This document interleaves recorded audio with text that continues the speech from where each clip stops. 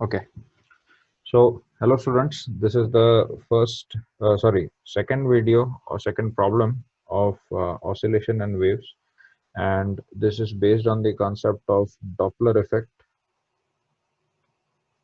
Doppler effect के concept पे है, right? And let's read the problem first, and then we'll look into the concepts involved, and then we'll solve the question. Okay. So here it's given that a wooden platform is rotated about the vertical axis with a constant angular speed omega. Okay, constant angular speed omega. The buzzer produces a sound of F naught. F naught is the sound produced by this buzzer. Okay, ये कितना produce कर रहा है? F naught frequency का sound produce कर रहा है. Now इसमें ये दे रखा है कि it rotates in a circle of radius r. इसका मतलब क्या हुआ कि ये जो सर्कल है, ये जो एक्सिस से इसका जो दूरी है इस पार्टिकल का, it is r. Okay, now a mic is placed just beneath the platform near its circumference. Okay, मतलब हम लोग ये कह सकते हैं कि ये तो एक ही लाइन पे है. okay? ये जो है ये एक ही लाइन पे है मान सकते हैं. या फिर अगर हम लोग टॉप व्यू देखें, if you look at the top view, तो टॉप व्यू में देख सकते हैं, तो जिस पॉइंट पे माइक है उसके जस्ट नीचे माइक इनिशियली देखिए, आगे रीड करते एक बार कि is just beneath its circumference. An electronic frequency analyzer connected to the mic records the frequency f. ठीक है, माइक क्या हो गया, अपना ऑब्जर्वर की तरह काम कर रहा है, ऑब्जर्वर. एंड जो बजर है, बजर किसकी तरह काम कर रहा है? सोर्स की तरह काम कर रहा है. Okay, alright. And take time t is equal to 0, मतलब t is equal to 0 when the buzzer is just above the mic. मतलब at t is equal to 0 हम लोग क्या लेंगे कि बजर एंड माइक इसी पॉइंट पे, बजर ये ऐसे रोटेट कर रहा है, तो बजर एंड माइक एक ही पॉइंट पे. Okay, now you are also supposed to express the frequency f as a function of time, and you also need to plot f versus t. Now it is given that speed of sound is v naught. Okay, so first of all let's look at the concepts involved in this problem.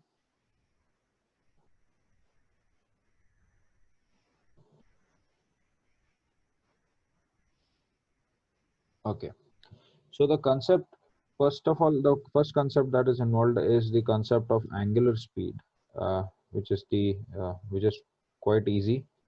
एक particle अगर circular path में move कर रहा है, ठीक है, अगर एक पार्टिकल सर्कुलर पाथ में मूव कर रहा है, तो इसका लेट्स से वेलोसिटी जो है, इट्स वेलोसिटी इज v क्या रहेगा, टेंजेंशियल रहेगा हमेशा, ये हो गया v. एंड लेट्स से इसका जो रेडियस वेक्टर है, इसका radius vector from the centre of the circle is r. तो इसके सेंटर के अबाउट अगर वो रोटेट कर रहा है, सेंटर के अबाउट रोटेट कर रहा है, तो उसका एंगुलर स्पीड जो रहेगा omega, omega would be equal to v by r, या फिर you could say v is equal to omega times r. Okay, this is the first concept that would be useful here. Next जो सबसे important concept है, जो इस problem का crux है, वो है Doppler effect. So let's look at that.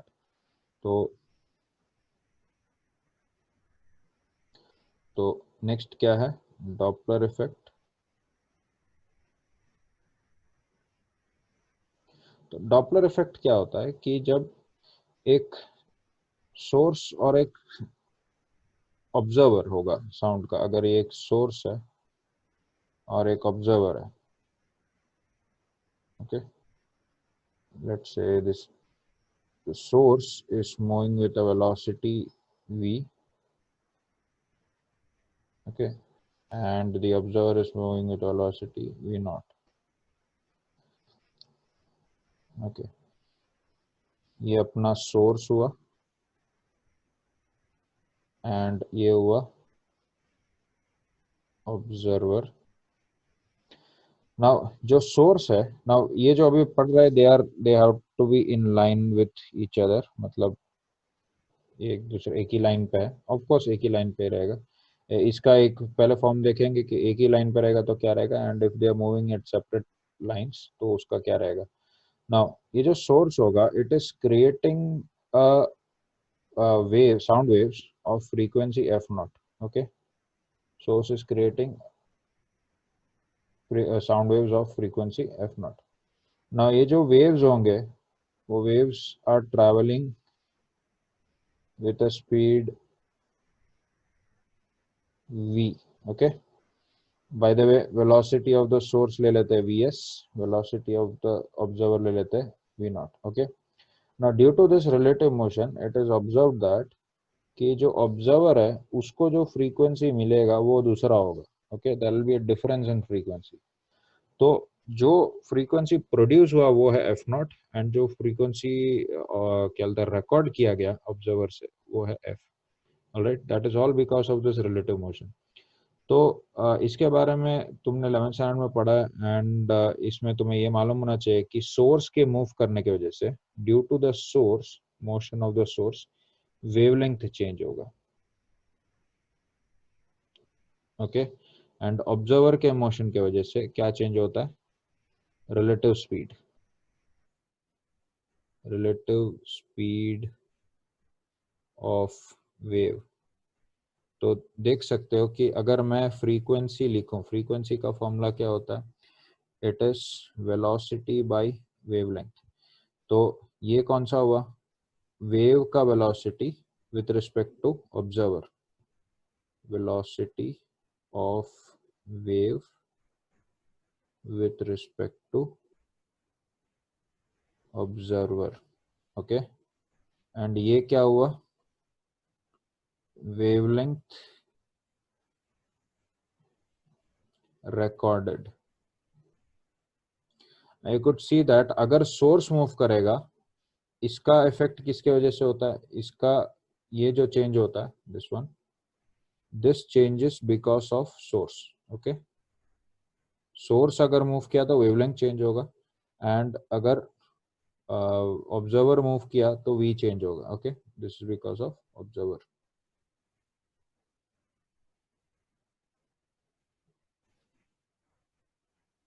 Now तो ये इसके वजह से अभी इसका जो फॉर्मूला रहेगा, मतलब how are these two related, तो the relation is f is the frequency observed या recorded by the observer would be equal to f naught times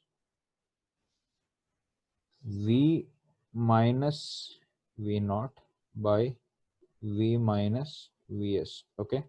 Now here's the thing, there's a sign convention you need to follow, that is source to observer direction is taken as positive, okay. इसको क्या लेंगे, positive. ये चीज मालूम होगा तुम्हें, इस direction को क्या लेते हैं अपने, पॉजिटिव लेते हैं, ऑलराइट. तो this is the main formula here. अब इसमें एक वेरिएशन देखना है हमें. इसमें वेरिएशन क्या है कि अगर मान लो कि एक दोनों में से कोई एक पार्टिकल या फिर दोनों ही पार्टिकल्स कोई और एंगल्स पे मूव कर रहा है, ओके, मतलब their line of motion are not the same. तो यहाँ पे जो ये v नॉट एंड vs जो होंगे ना, that would be the component of velocity which is component of velocity which is along the line joining them. मतलब क्या है कि I'll show that कि अगर मान लो कि ये जो पार्टिकल्स है, ये एक पार्टिकल हुआ और ये एक पार्टिकल हुआ, and ये the line joining them is this. This is the line joining them. Let's say this is the source. ये source है and this is the observer. Okay. तो अगर मान लो कि source का velocity है v naught, source का velocity है v naught,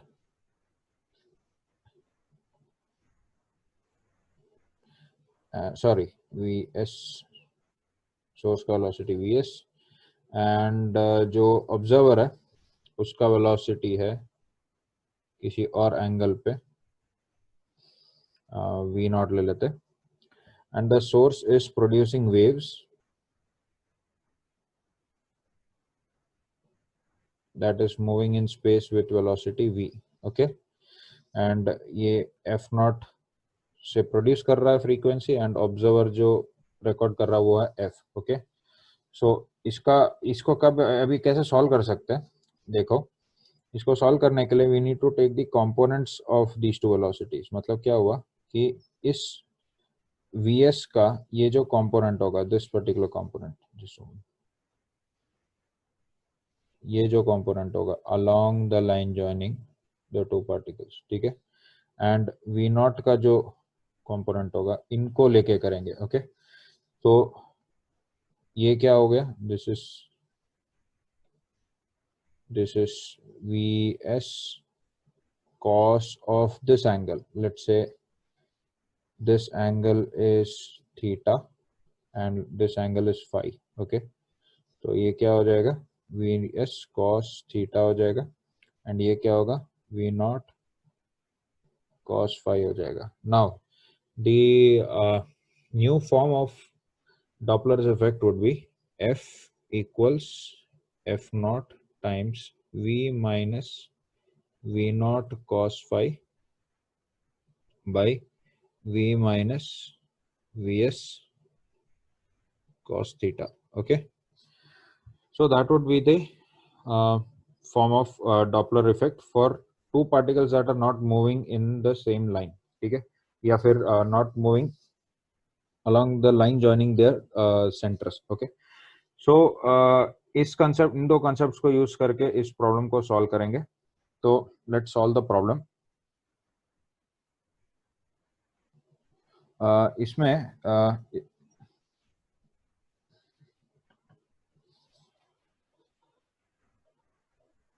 ओके, तो let's look at the problem again.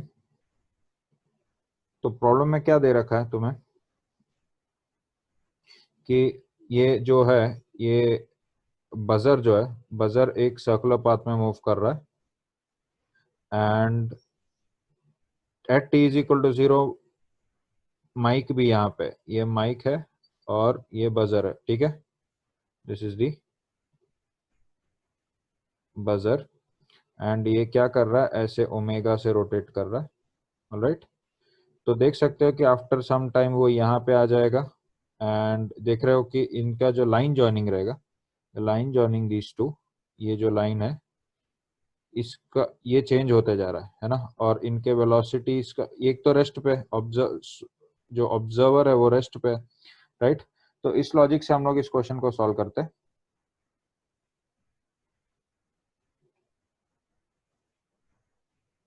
So let's solve this problem. तो ये जो अपना, अब मैं टॉप व्यू दिखा रहा हूं. This is the circle of radius r in which the the buzzer is rotating. Okay, now इधर मैं क्या करता हूं कि माइक को यहाँ पे मार्क कर देता हूं. Let's say the mic is here. Now after some time at t, this is at t is equal to 0, at t is equal to 0 the buzzer would also be there. लेकिन थोड़े time बाद buzzer इधर आ गया. Okay, अब इसका ये देख सकते हो कि ये जो लाइन है ये इसका क्या हो गया, line joining the two, the source and the observer हुआ, दिस इज द सोर्स, ये क्या हो गया, सोर्स हो गया, एंड ये क्या हो गया, ऑब्जर्वर होगा, and you could clearly see that here the source is moving away from the observer, and you could also argue after some time, जैसे हाफ सर्कल कंप्लीट हो जाएगा, the source would be moving towards the observer. Okay, now anyway, अब देखो कि इसको कैसे, इसका भी वेलोसिटी क्या रहेगा, velocity of the source would B, velocity of this source would be tangential to the path, so sorry, velocity of the source would be tangential to the path, ये हो गया इसका velocity, and ये कितना रहेगा, vs would be equal to omega r। Okay, क्योंकि ये देख सकते हैं कि अगर मैं इसके सेंटर से लाइंस ड्रॉ करूं, ये और ये, sorry,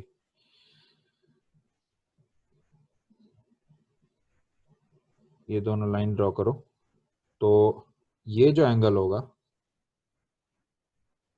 this angle is going to be omega t, ये कितना रहेगा, ओमेगा टी रहेगा, ऑलराइट। एंड अगर मैं इस लाइन को एक्सटेंड करूं, इस लाइन को एक्सटेंड करूं, तो let's call this angle phi, and अगर ये फाई है, and let's call this alpha, तो you could see that if this is alpha, this is alpha. Now you don't get confuse, इसको मैंने ओमेगा टी क्यों लिखा है, बिकॉज इसका ये ओमेगा से रोटेट कर रहा है ना, तो ओमेगा से रोटेट कर रहा है, तो टी टाइम में कितने, कितना एंगल रोटेट करेगा, ओमेगा टी रोटेट करेगा। Now look at this triangle. In this triangle, you could see that omega t plus 2 alpha is equal to pi. Okay?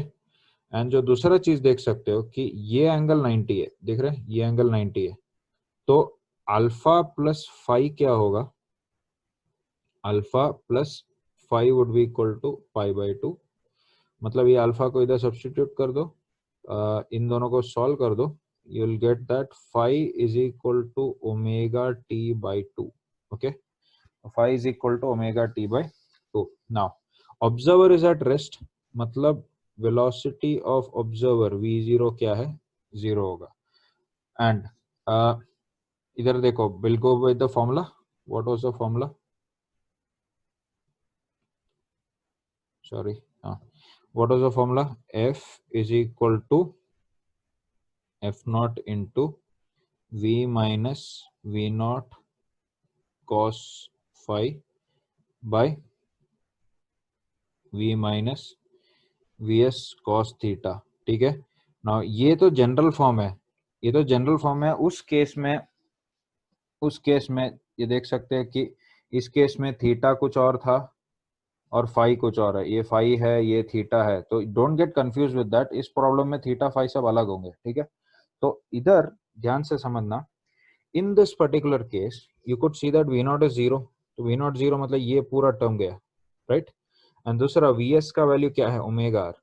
Now हमें जो थीटा चाहिए, ये थीटा क्या है इन दिस पर्टिकुलर प्रॉब्लम, ये जो थीटा क्या है, it is actually phi in this case, देख सकते हो, because if you look at it, जो एक्सप्लेनेशन था, वी एस वेक्टर जो line joining the two, the source and observer के साथ जो एंगल बना रहा है वो चाहिए, तो वो तो इस केस में क्या है, फाई है। ठीक है, don't get caught up in the notations, notations questions के साथ चेंज होते रहेंगे, तो you need to be clear with the concepts. तो यहाँ पे देखो, ये थीटा के टर्म्स में क्या आ जाएगा, फाई आ जाएगा, तो लेट्स राइट दैट।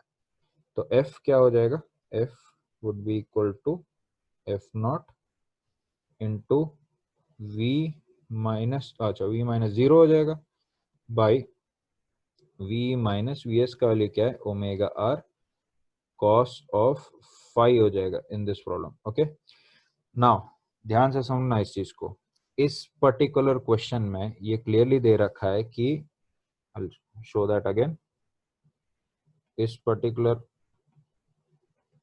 क्वेश्चन में देखो कि साउंड का जो स्पीड है, सॉरी,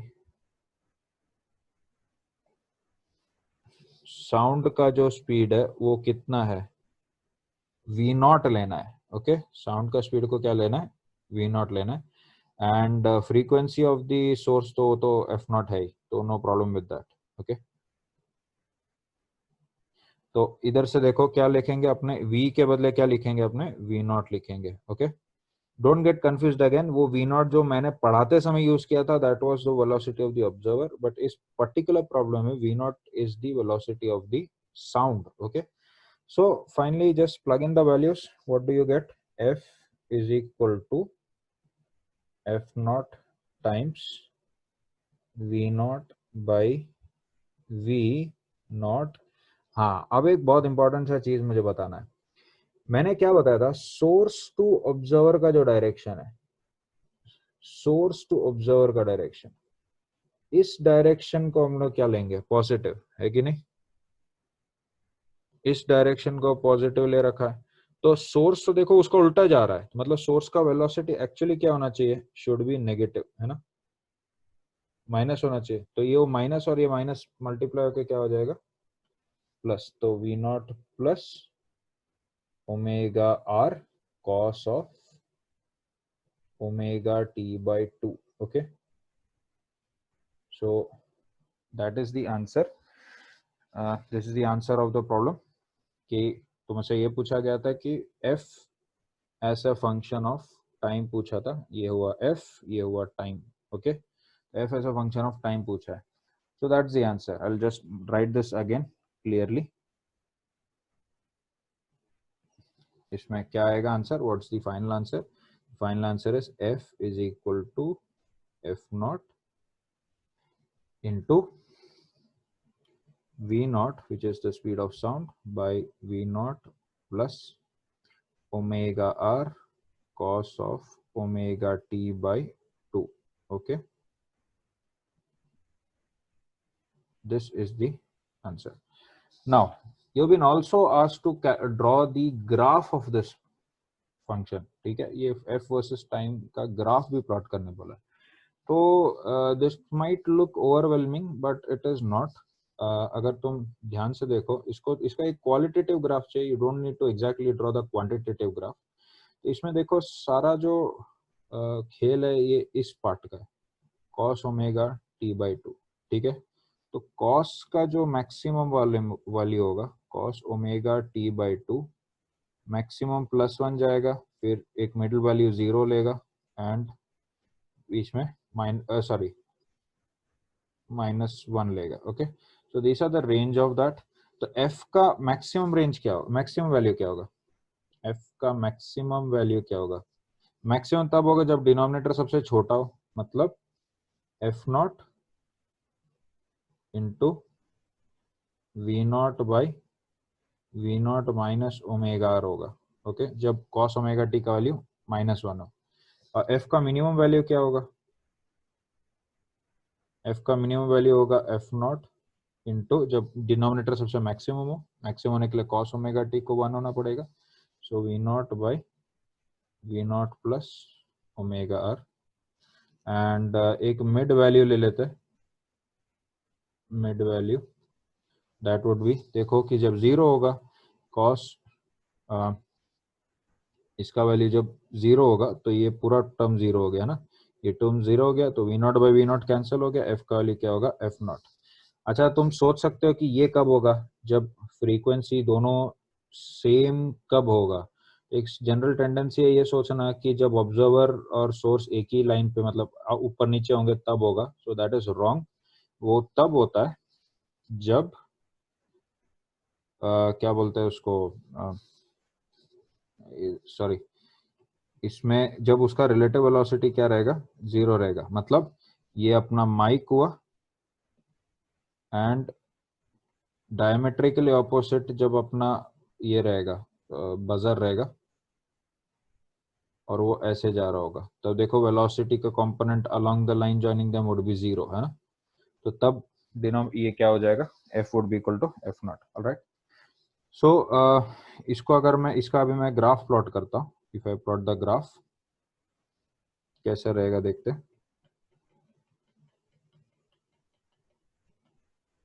सॉरी,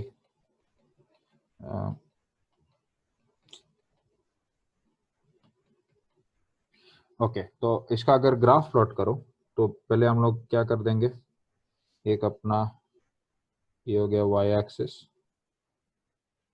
इस वाई एक्सिस पे अपने लिख देते हैं इसका एफ फ्रीक्वेंसी, एंड जो एक्स एक्सिस है, एक्स एक्सिस हो गया ये, एक्स एक्सिस पे अपने लिख देते हैं टाइम, ये हो गया टाइम, एंड इसका रेंज देखो क्या है, मिनिमम कितना है ये है और मैक्सिमम ये है। तो I am not going to write the whole thing, यहाँ पे लिख देता हूँ this is our f minimum, and ये हो गया अपना मैक्सिमम हो गया एफ मैक्स, एंड ये इसका मिड वैल्यू जो रहेगा it would be f naught. ठीक है, now if you try to draw the graph of this, एक इसका अगर मैं रेंज यूज करके ड्रॉ करूं, ये अपना रेंज हुआ, लिमिट्स हुआ इसका, एंड ये इसका पॉइंट हुआ। ठीक है, तो what you will see is इसका ग्राफ कुछ ऐसा दिखेगा, जस्ट अ मोमेंट, इसका ग्राफ कुछ इस तरह से दिखेगा, सॉरी थोड़ा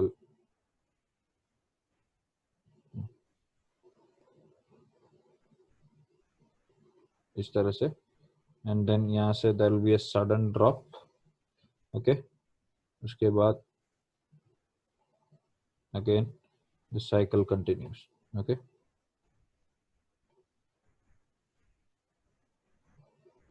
So that's it, that was the problem on Doppler effect. I hope you were able to solve it on your own, and ये ग्राफ भी प्लॉट कर पाए होंगे। So see you in the next video with other problem, जो कि मैं सोच रहा हूँ कि SHM पे एक अच्छा कॉम्प्लिकेटेड सिस्टम का टाइम पीरियड कैलकुलेट करने पे प्रॉब्लम बनाऊंगा। Okay, so see you in the next video.